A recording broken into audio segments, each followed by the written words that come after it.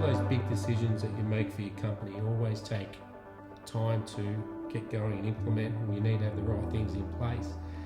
And I'd learnt enough from you in a sense of all the data we're collecting on the business and the financial control that we've got on the business, which I want to elaborate on a bit later, but we'd learned enough to be able to put that into a board report so that I can report to you and Simone on the business itself, because we set all these goals for the business, and then we need to measure against them. So it's a way of holding me accountable for the success of the business and whether the business is achieving the goals that we're saying it needs to achieve.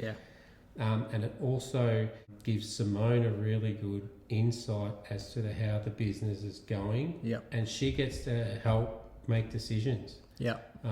So it's in a formal sort of structure, so that if there's a decision that needs to be made that's quite a big one, we discuss it. You're there to support her. She's there to sort of ask questions. With her questions, she's helped that board report evolve too. Yes, she has. Because there's information on there that she wants to understand, and she knows that if I don't have meetings with my team, that's usually the root of a lot of the problems that might occur, because I haven't been consistent with my meetings and things like that. And I think that's a good example of the value that board report brings. The initial intent was to inform primarily Simone about this is how the business is going, this is where I'm putting my focus.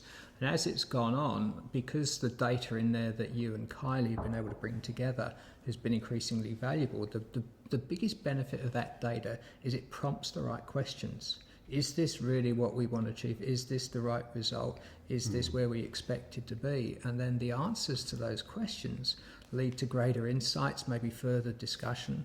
And I could think of 2 or 3 occasions where Simone asked some great questions on the board report. That's a damn good question to ask. And it's caused us to rethink some of the things that we were actually almost taking for granted in some aspects of the business. So it's not something that I see done very often, to be honest, the board report, but it's a great way to take that. It's only 4 times a year, quarterly. Take that step back and answer the question, is this business travelling the way we want it to travel? And what are the key things that we've achieved, and what are the key things that we've learned? What are the issues that we've uncovered and we've learned from that? I think I need to encourage more businesses to do that, to be honest. You're one of the few that does it.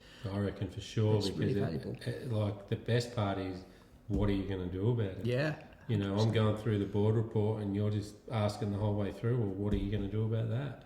The performance in that area or function of the business is not to the expected level or the desired or the target. I'm learning too now, because the next board report that comes to you guys will be, here it is. Here's what's happened, here's why it's happened, and this is what we're going to do about it. And there's only really small parts that you've got to fix. Like, it's not like the whole business is in a rabble. It's just small parts of the business that aren't hitting the mark. It has been good, but we've also put a lot of work in.